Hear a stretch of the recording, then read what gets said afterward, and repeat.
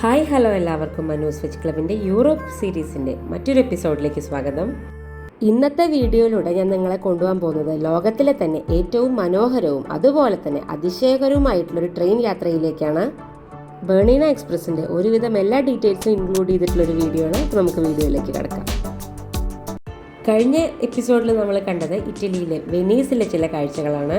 കഴിഞ്ഞ വീഡിയോയിലും മാത്രമല്ല, കുറച്ച് ദിവസമായിട്ട് നമ്മൾ കണ്ടുകൊണ്ടിരിക്കുന്നത് ഇറ്റലിയിലെ കാഴ്ചകളാണ്. എന്തായാലും ഇന്നത്തോടുകൂടി നമ്മൾ ഇറ്റലിയോട് വിട പറയുകയാണ്. ഇന്നലെ രാത്രി നമ്മൾ വെനീസിലുള്ള എയർബിഎൻബിയിലായിരുന്നു സ്റ്റേ. രാവിലെ ഏകദേശം 5:45 നമ്മൾ ഇവിടുന്ന് ചെക്കൗട്ട് ചെയ്യണം. നമ്മുടെ റൂമിൽ നിന്ന് വെറും 5 മിനിറ്റ് മാത്രമേ റെയിൽവേ സ്റ്റേഷനിലേക്ക് നടക്കാനുണ്ടായിരുന്നുള്ളൂ. അങ്ങനെ റെയിൽവേ സ്റ്റേഷനിലെത്തി കൃത്യസമയത്ത് തന്നെ ട്രെയിൻ വന്നു. നമ്മൾ ട്രെയിൻ കയറി. അപ്പം നമ്മളിപ്പോൾ എവിടേക്കാണ് പോകുന്നതെന്ന് പറഞ്ഞില്ല. നമ്മൾ പോകുന്നത് ഇറ്റലിയുടെ ഒരറ്റത്തേക്കെന്ന് വേണമെങ്കിൽ പറയാം, ടിറാനോ. നമ്മൾ യൂറോപ്പ് ട്രിപ്പ് പ്ലാൻ ചെയ്തപ്പോൾ തന്നെ ഒരിക്കലും മിസ് ചെയ്തെന്ന് ഉറപ്പിച്ചിട്ടുള്ള ഒന്നായിരുന്നു ബെർണീന എക്സ്പ്രസ്സിലൂടെയുള്ള യാത്ര. അപ്പോൾ ആ ബെർണീന എക്സ്പ്രസ് സ്റ്റാർട്ട് ചെയ്യുന്നത് ടിറാനോയിൽ നിന്നാണ്. അവിടേക്കുള്ള യാത്രയിലാണ് നമ്മൾ. ഇപ്പം നമ്മൾ എത്തി നിൽക്കുന്നത് മിലാനിലാണ്. ഇവിടെ നിന്ന് ഒരു 20 മിനിറ്റ് കഴിഞ്ഞിട്ടാണ് നമ്മുടെ കണക്ഷൻ ട്രെയിൻ.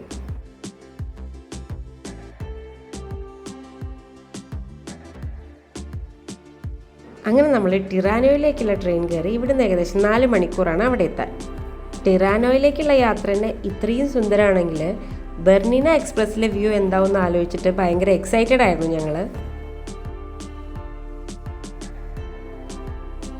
എന്തായാലും ഏകദേശം 1:30 നമ്മൾ ടിറാനോയിൽ എത്തിയിരിക്കുകയാണ്. അത്യാവശ്യം ചെറിയ രീതിയിലൊക്കെ മഴയുള്ള ദിവസമായിരുന്നു അന്ന്. പക്ഷെ നമ്മൾ ഇറങ്ങിയ സമയത്ത് മഴയൊന്നും ഉണ്ടായിരുന്നില്ല. എന്തായാലും അതുകൊണ്ട് തന്നെ നല്ല തണുപ്പുണ്ടായിരുന്നു. ഈ സ്റ്റേഷൻ്റെ തൊട്ടപ്പുറത്താണ് ബെർണീന എക്സ്പ്രസിൻ്റെ സ്റ്റേഷൻ. ഇനി നമ്മൾ വാണ്ടറിങ് ഫുഡി എന്ന് പറഞ്ഞിട്ടുള്ളൊരു യൂട്യൂബ് ചാനലുണ്ട്. അത്യാവശ്യം ഫേമസ് ആയിട്ടുള്ള ചാനലാണ്, ഒരുവിധം എല്ലാവർക്കും അറിയുന്നുണ്ടാവും. അവിടെ നിന്നാണ് നമ്മൾ ഈ ബെർണീന എക്സ്പ്രസിൻ്റെ കാര്യം അറിഞ്ഞിട്ടുണ്ടായിരുന്നത്. അല്ലാതെയും കേട്ടിട്ടുണ്ടായിരുന്നു. പക്ഷേ ആ വീഡിയോ കൂടെയാണ് നമുക്കിതിൽ കയറണം എന്ന് ഭയങ്കരമായിട്ടുള്ള ആഗ്രഹം തോന്നിയത്. നമ്മുടെ ട്രെയിൻ വരാൻ എന്തായാലും 2:20 ആവും. ഇപ്പോൾ 1:30 കഴിഞ്ഞിട്ടല്ലേ ഉള്ളൂ. അപ്പോൾ ഒരു അരമണിക്കൂർ നമ്മൾ ആ ഭാഗത്തു കൂടെയൊക്കെ ഒന്ന് നടന്നു.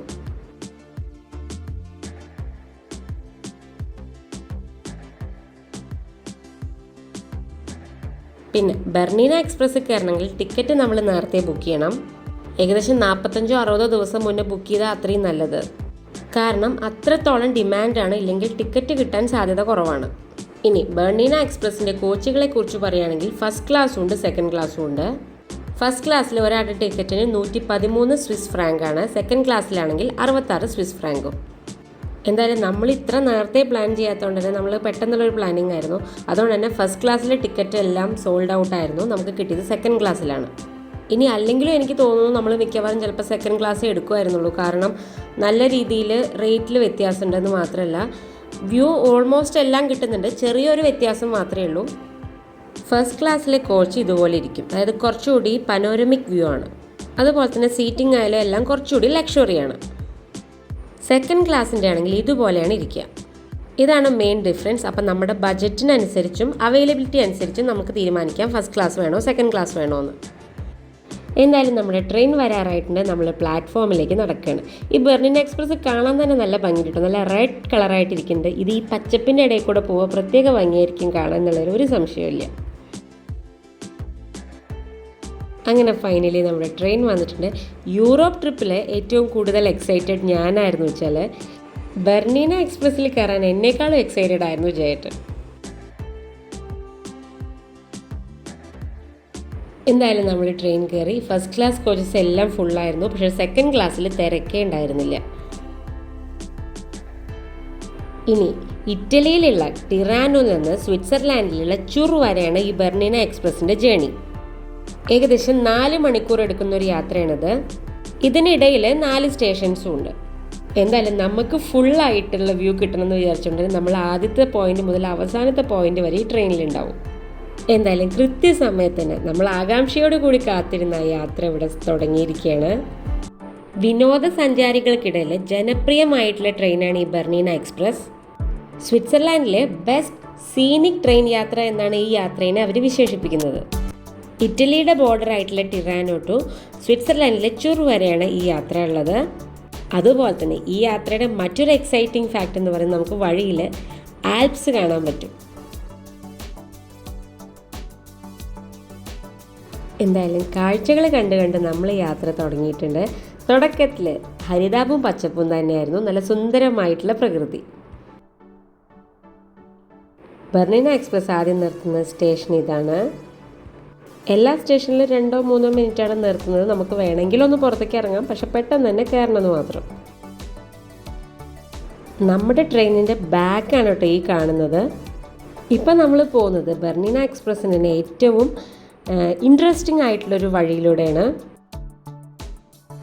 ബർണീന എക്സ്പ്രസ്സിൽ കയറിക്കഴിഞ്ഞാൽ കാണാവുന്ന കാഴ്ചയിൽ ഏറ്റവും ഇൻട്രസ്റ്റിംഗ് ആയിട്ടുള്ളൊരു കാഴ്ചയിലൂടെയാണ് നമ്മളിപ്പോൾ കടന്നു പോകുന്നത്.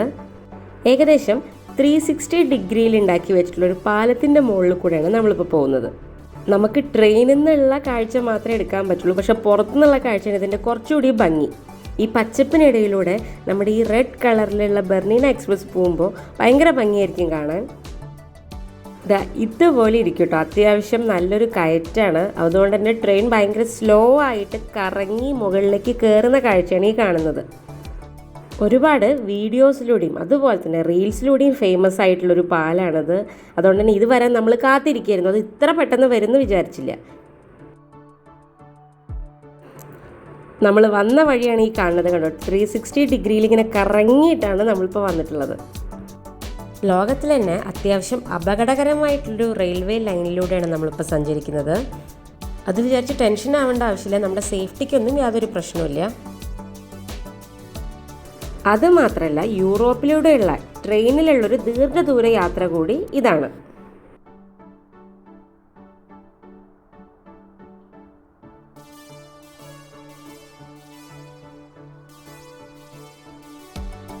ഈ 4 മണിക്കൂറിനിടയ്ക്ക് നമ്മുടെ ബർണീന എക്സ്പ്രസ് 3 ഭാഷ സംസാരിക്കുന്ന പ്രദേശങ്ങളിലൂടെ കടന്നു പോകുന്നുണ്ട്.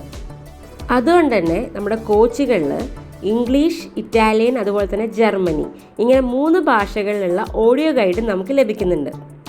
അപ്പോൾ ഈ ഓഡിയോ ഗൈഡ് ഉള്ളതുകൊണ്ട് തന്നെ ഈ ട്രെയിൻ യാത്ര ഒന്നുകൂടി രസകരമാണ് കേട്ടോ. ഓരോ സ്ഥലത്ത് എത്തുമ്പോഴും അവർ നമുക്ക് എക്സ്പ്ലെയിൻ ചെയ്ത് പറഞ്ഞുതരും. ഇപ്പം നമ്മൾ ഈ സ്ഥലത്താണ്, ഈ കാണാൻ പോകുന്നത് ഇതാണെന്നൊക്കെ പറഞ്ഞിട്ട് നമുക്ക് ക്ലിയർ ആയിട്ട് മനസ്സിലാക്കി തരും. ഒരേ കാര്യം അവർ ഈ 3 ഭാഷയിലും എക്സ്പ്ലെയിൻ ചെയ്യും. നമ്മുടെ തൊട്ട് മുന്നിൽ ഈ റെയിൽവേ ലൈനൊക്കെ ഇങ്ങനെ കൊടുത്തിട്ടുണ്ട് കേട്ടോ. അപ്പോൾ നമ്മളിപ്പോൾ എവിടെ എത്തി, ഇനി എത്ര ദൂരം ഉണ്ടെന്ന് നമുക്കൊരു ഐഡിയ കിട്ടും. ഈ കോച്ചുകളിൽ ചില ഗ്ലാസ്സസ് നമുക്ക് തുറക്കാൻ പറ്റും കേട്ടോ. അതിലൂടെ നമുക്ക് ഒന്നുകൂടി നോക്കിയാൽ നല്ല ഭംഗിയായിട്ട് കാണാം. പക്ഷെ ഒരു പ്രത്യേകം പറയുന്നുണ്ട്, ഇതിലൂടെ കയ്യോ തലയോ പുറത്തേക്ക് ഇടുക, വേസ്റ്റ് പുറത്തേക്ക് വലിച്ചെറിയുക തുടങ്ങിയ കാര്യങ്ങളൊന്നും ചെയ്യരുതെന്ന്. നമ്മളെന്തായാലും 1-2 ഫോട്ടോസൊക്കെ അത് തുറന്നെടുത്തു. അപ്പോഴേക്കും നല്ല രീതിയിൽ മഴ പെയ്തു തുടങ്ങി കേട്ടോ. അപ്പോൾ ചെറിയൊരു വിഷമമായി, കാരണം നമ്മുടെ വ്യൂ കുറച്ച് കുറയോ എന്നാലോചിച്ചിട്ട്. പക്ഷെ മഴ നമ്മളെ അധികം ഒന്നും ബുദ്ധിമുട്ടിച്ചില്ല, പെട്ടെന്ന് തന്നെ നിൽക്കുകയും ചെയ്തു.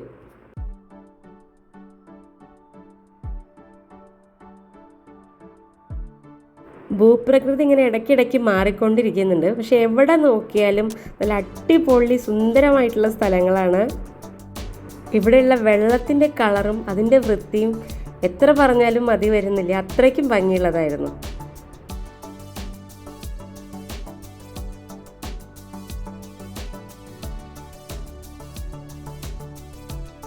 ഇവിടെയുള്ള ഒരുവിധം എല്ലാ ട്രെയിനിലും നമ്മുടെ ഈ സീറ്റിൻ്റെ അടുത്തത് ഇതുപോലെ ഡസ്റ്റ്ബിൻ ഉണ്ട് കേട്ടോ. അത് കാരണം നമുക്ക് വേസ്റ്റ് എന്തെങ്കിലും ഇടാനും സൗകര്യമാണ്. എന്തായാലും ഇങ്ങനെയൊക്കെയുള്ള ഫെസിലിറ്റീസ് കൂടി ഉള്ളതുകൊണ്ടായിരിക്കും ഈ ട്രെയിൻസ് എല്ലാം നല്ല നീറ്റ് ആൻഡ് ക്ലീൻ ആയിരുന്നു. എസ്പെഷ്യലി ബർണീന എക്സ്പ്രസിൻ്റെ കാര്യം എടുത്തു പറയണം, ഭയങ്കര നീറ്റായിരുന്നു.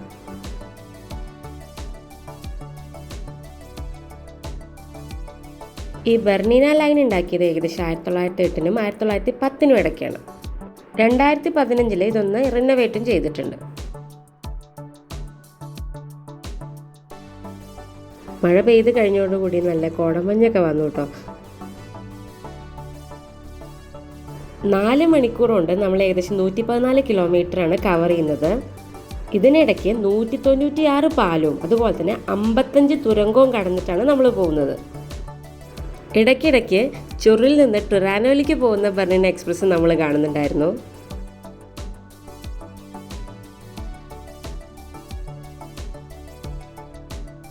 ഇപ്പം നമ്മൾ ഏകദേശം നമ്മുടെ യാത്രയുടെ ഒരു 40-45% കവർ ചെയ്ത് കഴിഞ്ഞു.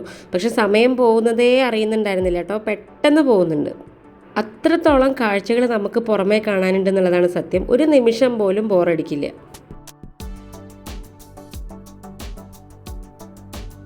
അങ്ങനെ ഇത്ര നേരം മലകളും പച്ചപ്പും ആയിരുന്നെങ്കിൽ നമ്മൾ പതുക്കെ മഞ്ഞ് കാണാൻ തുടങ്ങിയിട്ടുണ്ട്. ദൂരെയായിട്ട് മഞ്ഞ് പുതച്ച മലനിരകൾ കാണാം. ഇതുകൊണ്ടൊക്കെയാണ് ബർണിന എക്സ്പ്രസിനെ ലോകത്തിലെ തന്നെ ഏറ്റവും മനോഹരവും അതുപോലെ തന്നെ അതിശയകരവുമായിട്ടുള്ളൊരു യാത്ര എന്നറിയപ്പെടുന്നത്. ഈ ഒരു 4 മണിക്കൂർ കൊണ്ട് നമ്മൾ എല്ലാവിധ ഭൂപ്രകൃതികളിലൂടെയും ഏകദേശം കടന്നു പോകുന്നുണ്ട്. മലകൾ, താഴ്വാരങ്ങൾ, മഞ്ഞ്, പച്ചപ്പ്, അങ്ങനെ എല്ലാം നിറഞ്ഞൊരു ട്രെയിൻ യാത്ര. അപ്പോഴേക്കും നമുക്കൊരു മെസ്സേജ് വന്നു, സ്വിറ്റ്സർലാൻഡിലേക്ക് വെൽക്കം ചെയ്തുകൊണ്ട്. അപ്പോൾ നമ്മൾ ഇറ്റലിയുടെ ബോർഡർ കടന്നിരിക്കുന്നു എന്നാണ് അതിനർത്ഥം. കുറച്ച് മുന്നേ നമ്മൾ ദൂരെയായിട്ടാണ് മഞ്ഞ് കണ്ടെങ്കിൽ ഇപ്പം നമ്മുടെ തൊട്ടടുത്തേക്ക് മഞ്ഞ് എത്തിക്കൊണ്ടിരിക്കുകയാണ്. മഞ്ഞിൻ്റെ അളവ് കൂടി കൂടി വരികയാണ്.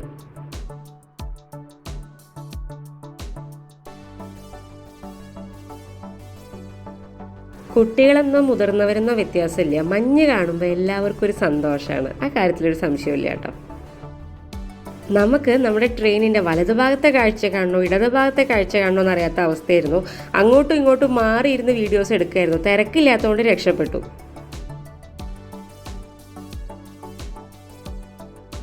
പ്രകൃതി ദേവി സ്വിറ്റ്സർലൻഡിനെ കനിഞ്ഞനുഗ്രഹിച്ചിരിക്കുകയാണെന്ന് പറഞ്ഞാൽ കുറഞ്ഞു പോവും. അത്രത്തോളം സുന്ദരമായിരുന്നു ഇവിടുത്തെ ഓരോരോ കാഴ്ചകളും. കണ്ണിമ വെട്ടാതെ ആരായാലും നോക്കിയിരുന്ന് ആസ്വദിച്ചു പോകുന്ന കാഴ്ചകൾ തന്നെയാണ്. നമ്മൾ ഈ ട്രിപ്പിലെങ്ങാനും ബർണിന എക്സ്പ്രസ് ഇൻക്ലൂഡ് ചെയ്തിട്ടില്ലെങ്കിൽ അത് എത്രത്തോളം വലിയ നഷ്ടമായിരുന്നു നമുക്ക് ഓരോ നിമിഷവും തോന്നുമായിരുന്നു. അത്രത്തോളം അടിപൊളിയായിരുന്നു.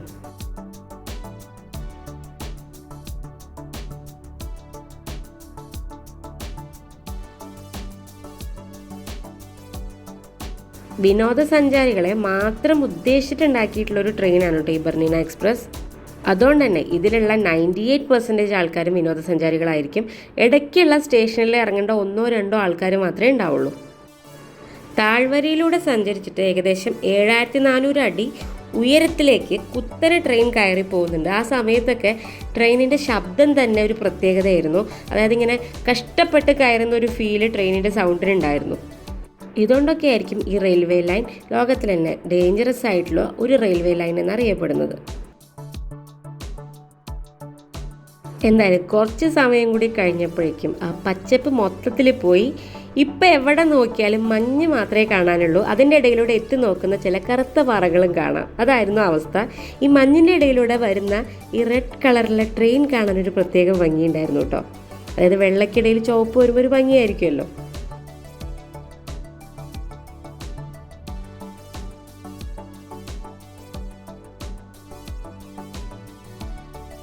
ഇതിനിടയിലാണ് കുറച്ചപ്പുറത്ത് റോഡുകളിലൂടെ ഒരു കാറ് പോകുന്ന കാഴ്ചയാണ് ഈ കാണുന്നത്.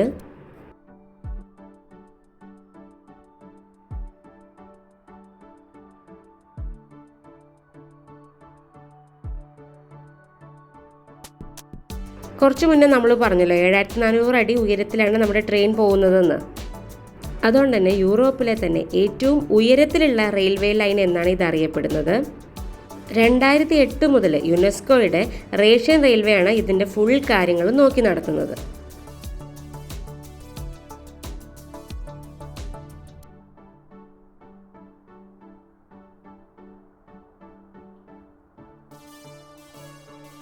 പ്രധാനപ്പെട്ട സ്ഥലങ്ങളൊക്കെ ട്രെയിനിൻ്റെ ഉള്ളിൽ ഇതുപോലെ മാർക്ക് ചെയ്ത് വെച്ചിട്ടുണ്ട് കേട്ടോ, നമുക്കൊന്ന് മനസ്സിലാവാൻ വേണ്ടിയിട്ട്. അതിൻ്റെ കൂടെയുള്ള അവരുടെ ഓഡിയോ ഗൈഡും കൂടി ആകുമ്പോൾ നമുക്ക് എല്ലാം ക്ലിയർ ആയിട്ട് മനസ്സിലാവും. കുറച്ച് നേരമായിട്ട് നമ്മുടെ ട്രെയിനിൽ കൂടെ ഉണ്ടായിരുന്നതായിരുന്നു കേട്ടോ ഇവർ കുറേ വിശേഷങ്ങളൊക്കെ പറഞ്ഞു. അടുത്ത സ്റ്റേഷനിൽ അവർ ഇറങ്ങായിരുന്നു. അപ്പോൾ ഇറങ്ങാറായപ്പോൾ നമ്മളോടൊരു ബൈ ബൈ ഒക്കെ പറഞ്ഞതാണ്. നല്ല രസമായിരുന്നു സംസാരിച്ചുകൊണ്ടിരിക്കുന്നത്. നിങ്ങളുടെ വെക്കേഷനൊക്കെ അടിപൊളിയാവട്ടെ എന്ന് നമ്മൾ ആശംസിച്ചിട്ടാണ് അവർ പോയത്. നമ്മൾ ഈ യാത്രയിൽ ഇവരെ മാത്രമല്ല കേട്ടോ ഒരുപാട് പേരെ പരിചയപ്പെട്ടിട്ടുണ്ടായിരുന്നു. പക്ഷേ ചില ആൾക്കാർക്കൊന്നും ഫോട്ടോ എടുക്കാൻ താല്പര്യം ഉണ്ടായിരുന്നില്ല. ചില ആൾക്കാരോട് ഫോട്ടോ എടുക്കട്ടെ എന്ന് ചോദിക്കാൻ നമുക്ക് തന്നെ ഒരു ബുദ്ധിമുട്ടുണ്ടായിരുന്നു. പക്ഷേ ഇവർ ഭയങ്കര ഫ്രണ്ട്ലി ആയിരുന്നു.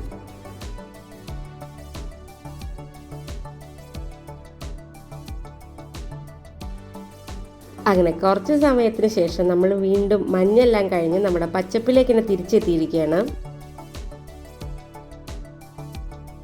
ഇപ്പോഴും ദൂരെയായിട്ട് മലയ്ക്ക് മുകളിൽ നമുക്ക് മഞ്ഞ് കാണാനുണ്ട്. ഇതിലൂടെയൊക്കെ ശരിക്കും ഡ്രോണിലൂടെയും കൂടി ഫോട്ടോ എടുക്കണം കേട്ടോ, കാരണം മുകളിൽ നിന്നുള്ള ആ ഒരു വ്യൂ അടിപൊളിയായിരിക്കും. അതിൻ്റെ ഫോട്ടോസ് കൂടി ഉണ്ടെങ്കിൽ ശരിക്കും യഥാർത്ഥത്തിൽ ഇതിൻ്റെ കാഴ്ച കംപ്ലീറ്റ് ആവുള്ളൂ. ഇറ്റലിയിൽ നിന്ന് നമ്മൾ സ്വിറ്റ്സർലാൻഡിലേക്ക് എത്തുമ്പോൾ ഭൂപ്രകൃതി ആയാലും അതുപോലെ തന്നെ ബിൽഡിങ്സിൻ്റെ ആയാലും അതിൻ്റെ മാറ്റം നമുക്ക് ക്ലിയർ ആയിട്ട് കാണുമ്പോൾ തന്നെ മനസ്സിലാവുന്നുണ്ടായിരുന്നു. സ്വിറ്റ്സർലാൻഡിനെ എന്തുകൊണ്ടാണ് പലരും ഭൂമിയിലെ സ്വർഗ്ഗം എന്ന് വിളിക്കണത് എന്നറിയണമെങ്കിൽ കൂടുതലൊന്നും ചെയ്യേണ്ട, ഈ ട്രെയിനിലൂടെ ഒന്ന് യാത്ര ചെയ്താൽ മാത്രം മതി. നമ്മുടെ ഈ ട്രെയിനിലെ യാത്ര ഏകദേശം അവസാനത്തേക്ക് എത്തിക്കൊണ്ടിരിക്കുകയാണ്. ഇനി ഒരു അരമണിക്കൂർ കൂടിയേ ഉള്ളൂ, അതിനുള്ളിൽ നമ്മൾ ചുരുളെത്തും. അങ്ങനെ പല പല ലാൻഡ്സ്കേപ്പിലൂടെയൊക്കെ സഞ്ചരിച്ച് നമ്മുടെ ബെർണീന എക്സ്പ്രസ് ചുരുളെത്താറായി. നമ്മുടെ ഈ സ്വപ്ന യാത്ര ഇവിടെ അവസാനിക്കാറായിട്ടുണ്ട്. ശരിക്കും വളരെ നല്ലൊരു എക്സ്പീരിയൻസ് തന്നെയായിരുന്നു എന്നുള്ളതിൽ യാതൊരു സംശയമില്ല. നമ്മൾ രണ്ടുപേരും ഭയങ്കര ഹാപ്പി ആയിട്ടാണ് ഇവിടുന്ന് ഇറങ്ങുന്നത്.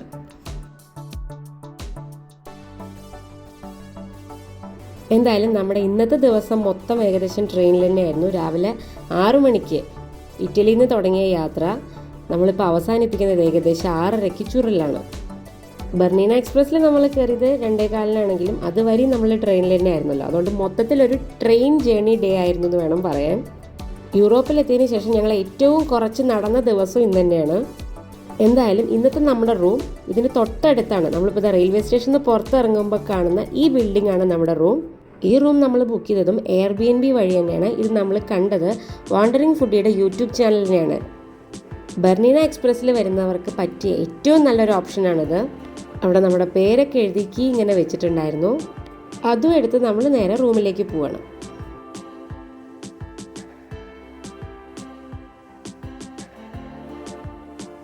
ചെറിയ റൂമാണെങ്കിൽ അത്യാവശ്യം നല്ല നീറ്റ് ആൻഡ് ക്ലീൻ ആയിട്ടുള്ള റൂമായിരുന്നു. ഇതാണ് ഇവിടുത്തെ വാഷ്റൂം. അത് അത്യാവശ്യം നല്ല സ്പേഷ്യസ് ആയിരുന്നു. അതുപോലെ തന്നെ ഇവിടെ ഇങ്ങനെ ഒരു ഡൈനിങ് ഏരിയ ഉണ്ട്. അതുപോലെ തന്നെ ഇപ്പുറത്തൊരു കിച്ചൺ ഉണ്ട്. എല്ലാവർക്കും അറിയുന്ന പോലെ തന്നെ സ്വിറ്റ്സർലാൻഡ് അത്യാവശ്യം കോസ്റ്റ്ലി ആയിട്ടുള്ളൊരു കൺട്രിയാണ്. അപ്പോൾ നമുക്ക് വേണമെങ്കിൽ ഫുഡൊക്കെ ഉണ്ടാക്കി കഴിക്കാം. നമ്മൾ അവിടെ എത്തുമ്പോൾ തന്നെ ഒരു ഗ്രൂപ്പ് ഫുഡ് ഉണ്ടാക്കി കഴിച്ചുകൊണ്ടിരിക്കുകയായിരുന്നു. എന്തായാലും റൂമിലെത്തി കുറച്ച് നേരം നമ്മൾ റെസ്റ്റ് എടുത്തു. അതിനുശേഷം ഒന്ന് ഫ്രഷായി ഒന്ന് പുറത്തേക്ക് നടക്കാൻ ഇറങ്ങാമെന്ന് വിചാരിച്ചു. ഇന്ന് മൊത്തം ഇരിക്കുകയായിരുന്നല്ലോ. സ്വിറ്റ്സർലാൻഡിൻ്റെ ഏറ്റവും ഓൾഡസ്റ്റ് ടൗൺ എന്നറിയപ്പെടുന്ന സ്ഥലമാണ് ചുർ. നമ്മുടെ റൂമിൽ നിന്ന് ഏകദേശം 10 മിനിറ്റ് നടക്കാനുള്ള ദൂരമേ ഉള്ളൂ ചുറിൻ്റെ ഓൾഡ് ടൗണിലേക്ക്. അപ്പോൾ നമ്മൾ അങ്ങോട്ട് നടന്നു പോവുകയാണ്. പോകുന്ന വഴിയിൽ ഇങ്ങനൊരു ഉപകരണം അവർ പ്രാക്ടീസ് ചെയ്യുന്നത് കണ്ടു.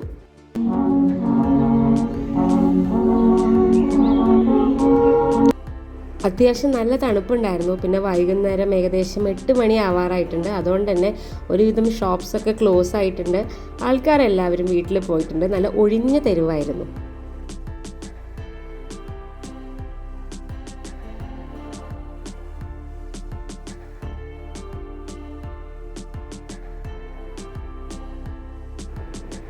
റെസ്റ്റോറൻറ്റ്സുകളിലൊക്കെ കസേരകളെല്ലാം ശൂന്യമായിട്ടിരിക്കുകയാണ് കേട്ടോ. എവിടെയും ഒരാളെയും കാണാനില്ല.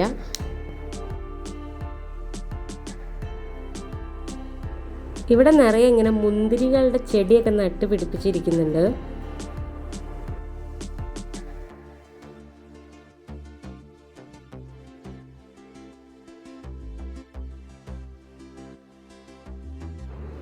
അങ്ങനെ അവിടുന്ന് 1-2 ഫോട്ടോസൊക്കെ എടുത്ത് നമ്മൾ പതുക്കെ നമ്മുടെ റൂമിലേക്ക് മടങ്ങുകയാണ്.